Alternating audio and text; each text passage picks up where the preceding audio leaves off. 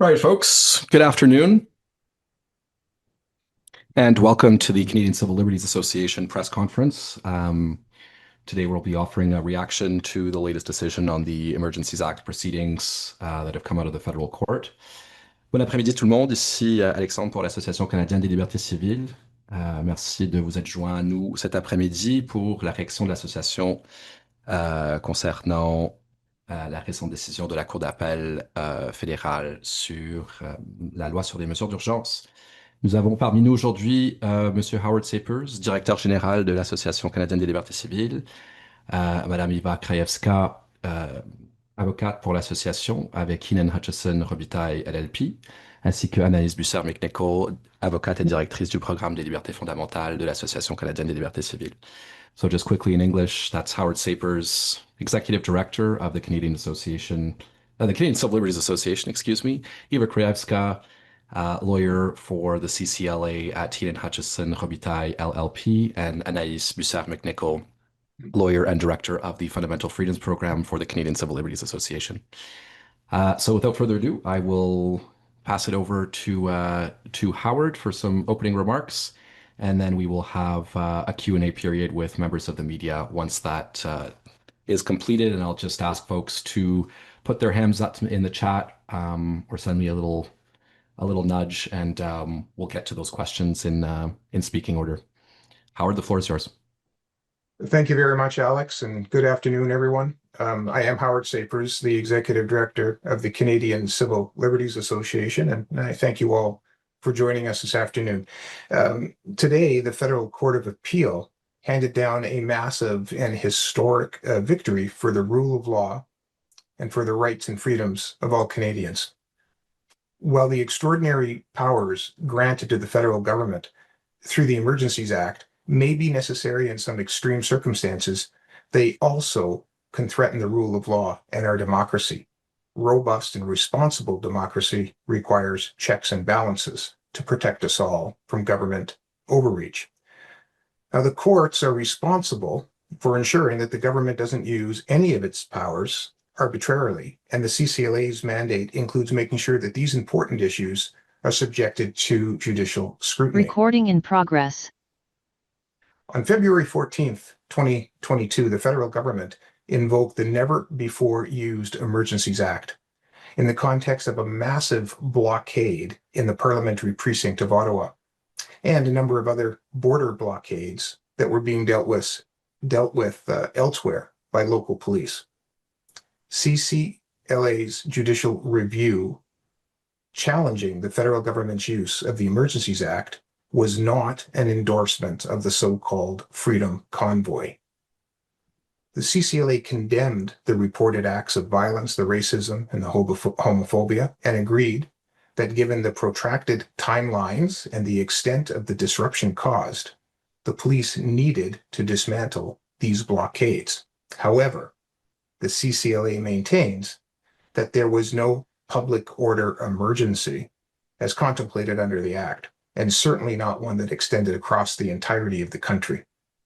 Existing laws could have and should have been used to address this situation rather than the extraordinary powers of the Emergencies Act. The Federal Emergencies Act allows the federal government to enact wide-reaching orders without going through the ordinary democratic process, but only once certain and specified legal thresholds are met. These thresholds are set intentionally high. Ensuring they are met is a critical protection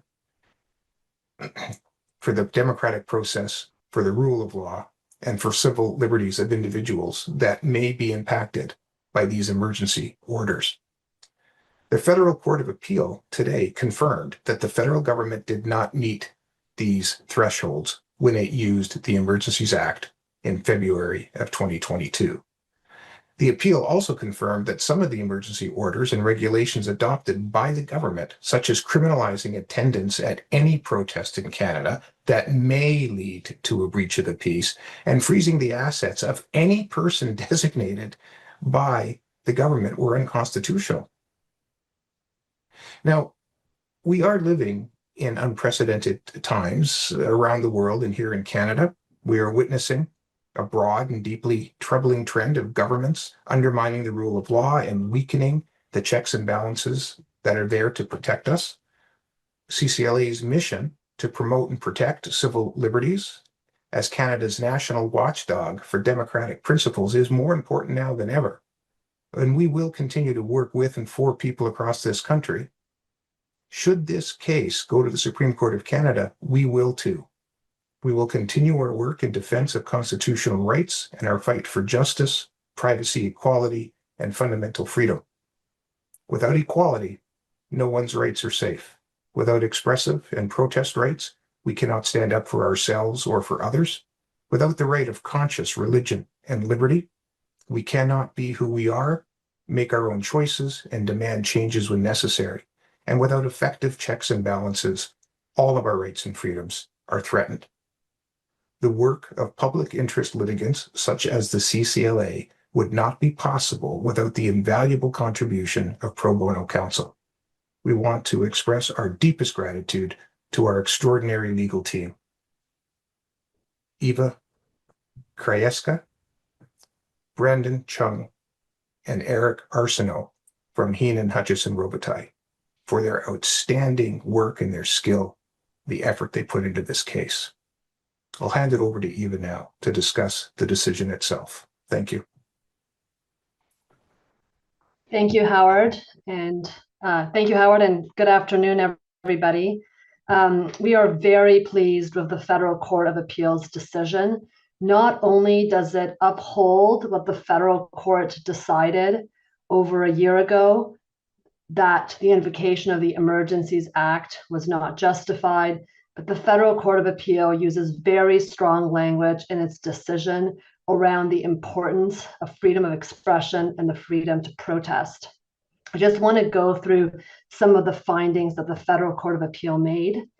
You'll recall that in order to invoke the Emergencies Act, the Cabinet must be satisfied of two things: that there are threats to the security of Canada, and that the existing laws of Canada are insufficient to deal with those threats so that the emergency is a national emergency. Neither of these legal thresholds were met in this case.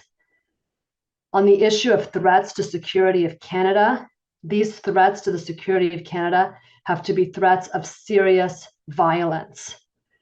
The Attorney General of Canada tried to argue that economic threats or threats to property were serious threats of violence. The Federal Court of Appeal disagreed.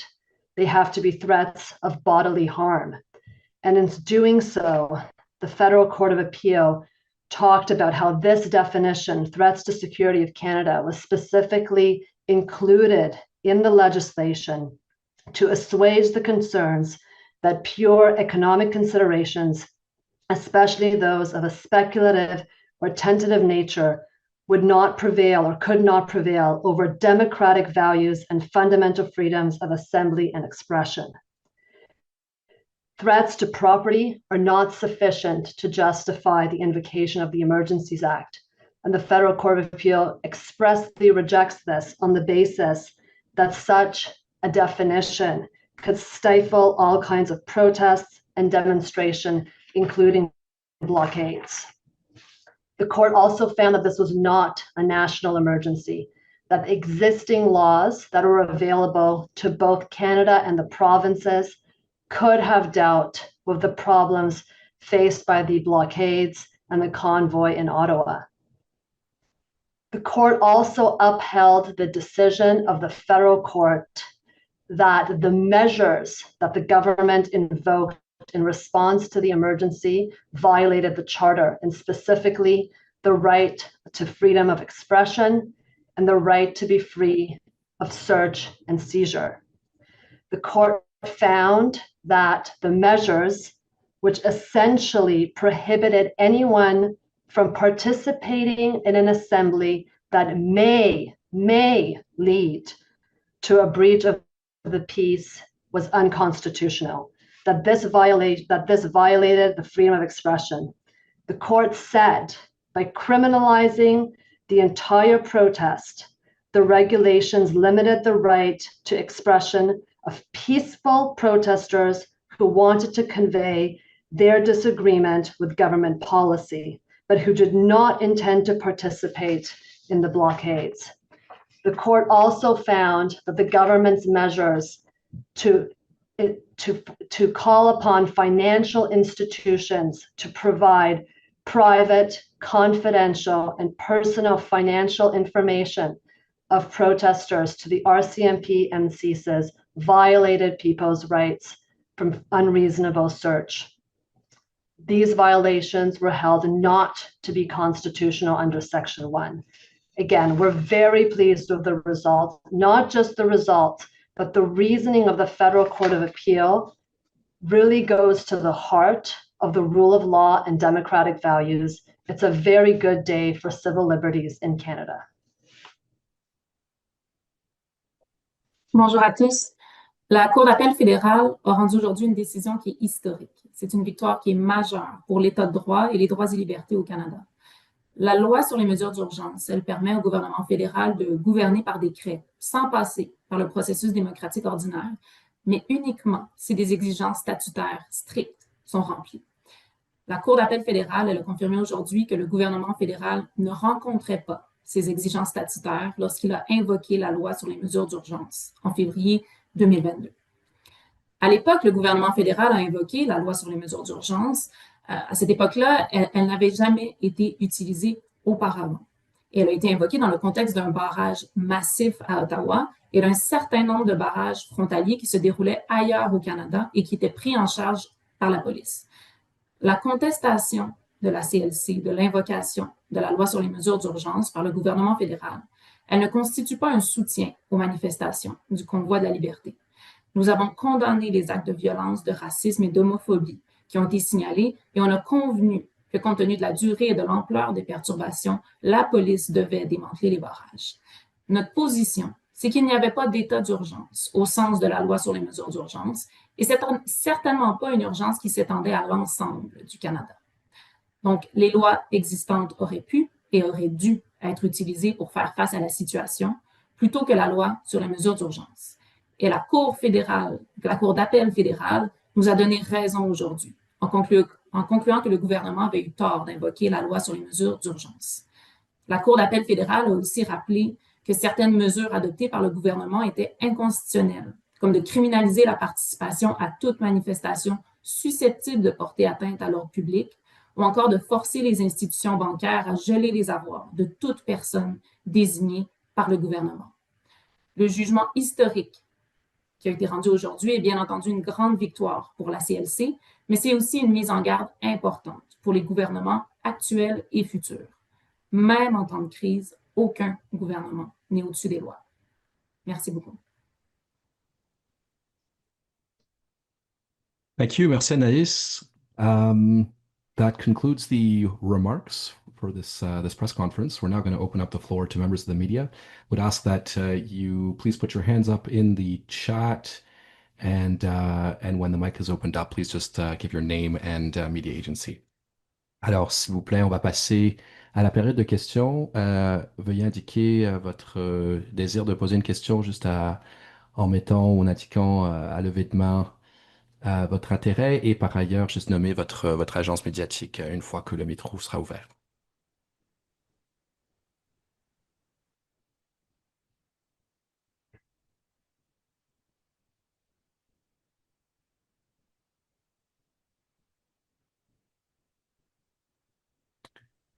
And we have Jay Gowling. I will ask you to unmute. Could you please give the name of your media outlet? Hi, can you hear me? Yep. Hi, Jordan Gowling with the National Post. Can you just talk about the impact of today's decision, also the decision of the federal court? Do you think this will make any future government think twice before invoking this act?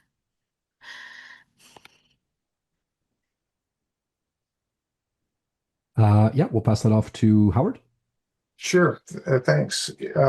Yeah, I think it will. This decision provides some guidance and some guardrails in terms of interpreting the legislation, refining the understanding of it. I think it will force governments to consider again, how they meet these legislative thresholds.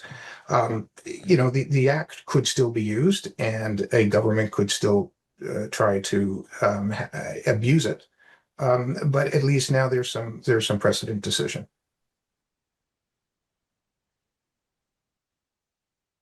Ewa, Anaïs, anything to add on that? Great, thank you. Any follow-up? Any follow-up from the National Post? Okay, No, I'm great. good. Thank you. We're now going to go over to Dale Smith. Dale, the floor is yours. Hi, Dale Smith. I'm writing for CBA Magazine. One of the things that kind of came out of this was the fact that the act itself doesn't really contemplate when a province who has the power to do something refuses to do so. And I'm wondering if you just had any comment on that particular aspect of this case.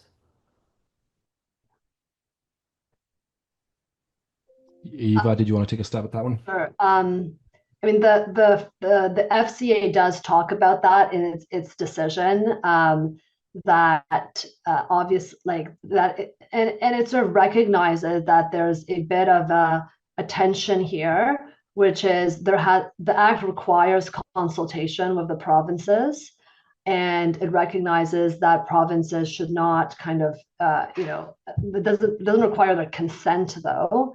But it's also not a carte blanche for the federal government to step in if provinces are not doing anything. But it doesn't really solve the problem. It just notes that this is a bit of a sensitive issue where government relations between the provinces need to address this issue, and it sort of leaves the door open that the federal government could potentially act if a province is not acting. It doesn't say just because the province is not acting means that the federal government can't act. It doesn't really provide guardrails on it, but it notes the issue. Great, thank you. Any follow-up question on that? No follow-up, thanks. No, great. All right. Just looking through here. We've got a question from Jim Bronskill at the Canadian Press. There's been talk about revising the definition of threat to national security in quotes to be more expansive. What do we all think of this? Maybe Howard can pass that off to you, and perhaps Anaïs en français, s'il vous plaît. Actually, I'd like Anaïs to perhaps answer it in both English and French. For Yeah, sure. certainly. For Thank you. sure. So I would say that, of course, the legislature is free to think about ways in which a definition could be amended. An amended definition would have to go through the ordinary democratic process, and civil society would have the opportunity to opine on that. But it's important to remember that this is the Emergencies Act. So it's really about the necessity for there to be very stringent requirements in place before a government is entitled to invoke it. So it's important that the nature of this act remains top of mind when thinking about what requirements are necessary in order to invoke it. Et on a besoin d'un commentaire en français aussi? Oui, s'il vous plaît, juste Ouais. for the record. Donc, évidemment, le législateur fédéral, il lui est loisible de tenter de modifier la définition qui est prévue à la loi sur les mesures d'urgence. Si tel est le cas, la société civile aurait l'opportunité de se prononcer sur la définition amendée, de donner ses commentaires. C'est toutefois important de se rappeler qu'on parle d'une loi qui donne des pouvoirs exceptionnels, la loi sur les mesures d'urgence. Il demeure nécessaire que pour pouvoir invoquer cette loi-là, ce soit des critères statutaires très élevés qui soient en place. Donc, c'est certain que si ce genre de discussion-là devait avoir lieu devant le Parlement fédéral, l'Association canadienne des libertés civiles serait très intéressée à y prendre part. Merci. Et no follow-up from Mr. Bronskill. Just looking to the floor again for any questions. We have a question from journalist Linda Pinozo in Nova Scotia. She's wondering about how you see this victory in the context of all other laws since 2020 that the federal government has been passing that give worrying powers, including the Online Hate Act, which has passed second reading. She's asking if this victory this is a victory, but it feels like at this stage, the stage has now been set for many more abuses like this one. Um, so yeah, just any comment on that? Well, it's a great question. It's certainly on my mind. This goes back a few years, but we certainly have current legislation in Parliament that's very troubling. That would limit expression and assembly, and we have provincial legislation that limits religious freedoms and practices. We have provinces who have contemplated book banning and the rather cavalier use of the notwithstanding clause. So this is certainly not a one and done situation, that because we have this victory in the Federal Court of Appeal, that we can rest easy about our fundamental freedoms and our civil liberties. We can't. This is something that requires increasing vigilance. And, I think we have nearly 4 dozen active litigation files right now at the CCLA. So this is going to be a busy season. And so if anybody thought this was over or this will settle matters, I think they should reconsider. Any follow-up on that, Linda? And feel free to unmute your mic and so Linda's asking any comment on the fact that all the key players, Mr. Trudeau, Ms. Freeland, Mr. Mendicino, and the Auditor General are all gone. She means the Attorney General. Yes, yeah, I take it that's probably what she means. Yeah. Well, gone but not forgotten. Hence we're here today. There will be an election again. There will be perhaps change of ministers, perhaps change of government. There'll be cabinet shuffles. These principles, though, stay, and laws create legacies, and so I don't attribute these policies to any one individual, or in some cases not even to any specific government. When I talked about having a robust democracy, governments propose, legislatures dispose, and courts then resolve. And this is the way a democracy is supposed to work.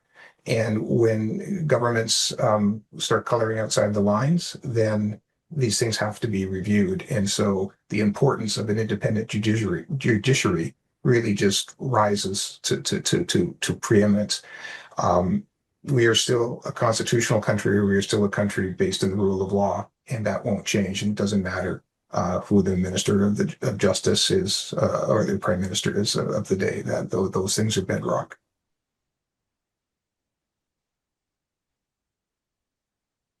Thank you.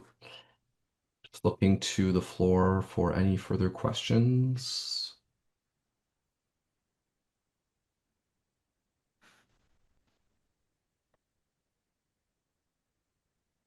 Any further questions from member of the media?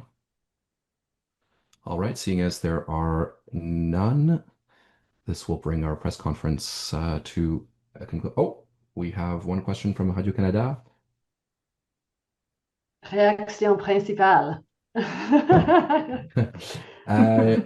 Peut-être, ah oui, je dirais, je pense que c'est bien Karine ou Catherine. C'est Karine. Oui, Karine, je vous inviterai, je vous renvoyerai ou renverrai le lien du point de presse qui est disponible sur CIPAC, et j'ai également un enregistrement pour vous. Je vous en ferai part séparément. Okay, I think this brings our press conference to an end. Thank you all for your reactions today, and thank you all to members of the media for participating. Merci à toutes et à tous de votre participation, et bonne fin de journée. Merci beaucoup. Thanks, everyone. Bye-bye.